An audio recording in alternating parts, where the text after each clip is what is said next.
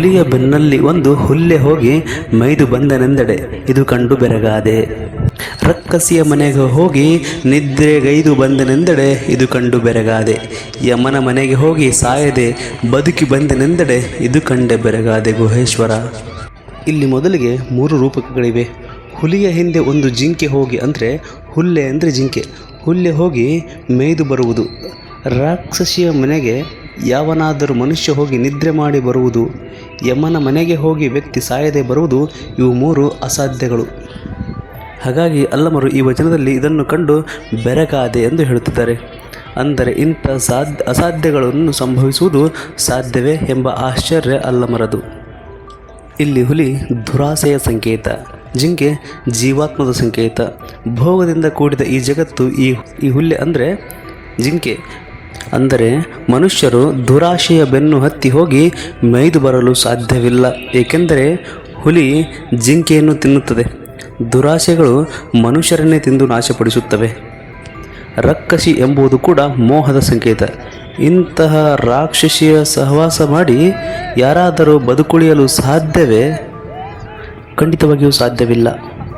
ರಾಕ್ಷಸಿ ಹೇಗೆ ಮನುಷ್ಯರನ್ನು ತಿನ್ನುತ್ತಾಳೆ, ಹಾಗೆ ಈ ಮೋಹ ಬದುಕಿ ಬರಲು ಸಾಧ್ಯವೇ ಇಲ್ಲ. ಹಾಗೆ ಮೋಹ ಈ ಜನರನ್ನು ತಿಂದು ಹಾಕುತ್ತದೆ.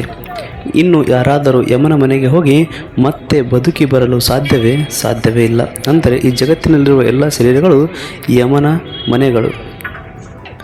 ಇವುಗಳನ್ನು ಪ್ರವೇಶಿಸುವ ಜೀವಾತ್ಮನಿಗೆ ಆ ಜಾಗ ಶಾಶ್ವತವಲ್ಲ ಎಂದು ಅದು ನಶಿಸಲೇಬೇಕು, ಅದು ನಾಶವಾಗಲೇಬೇಕು.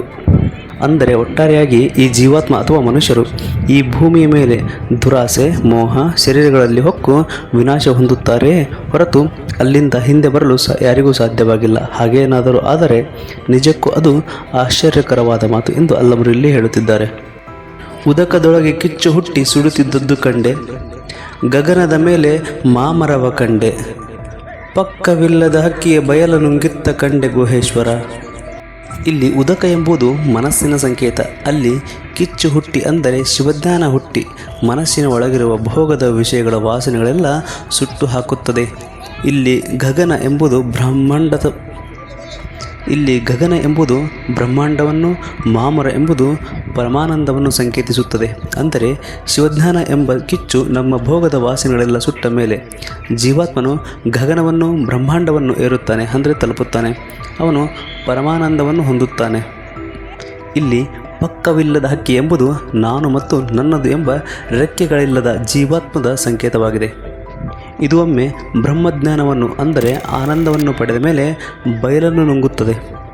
ಅಂದರೆ ಒಬ್ಬ ಶಿವಯೋಗಿ ಈ ಎತ್ತರವನ್ನು ತಲುಪಿದ ಮೇಲೆ, ಅವನಲ್ಲಿ ಅಹಂಕಾರ ಮಮಕಾರಗಳು ಇಲ್ಲವಾದ ಮೇಲೆ ಅವನು ಬಯಲಿನಲ್ಲಿ ಅಂದರೆ ಈ ಶೂನ್ಯದಲ್ಲಿ ತಾನು ಬಯಲಾಗುತ್ತಾನೆ. ಅಂದರೆ ಪರಮಾತ್ಮನಲ್ಲಿ ಒಂದಾಗಿ ಕರಗಿ ಹೋಗುತ್ತಾನೆ, ಐಕ್ಯವಾಗುತ್ತಾನೆ ಎಂಬುದು ಈ ವಚನದ ಭಾವಾರ್ಥವಾಗಿದೆ.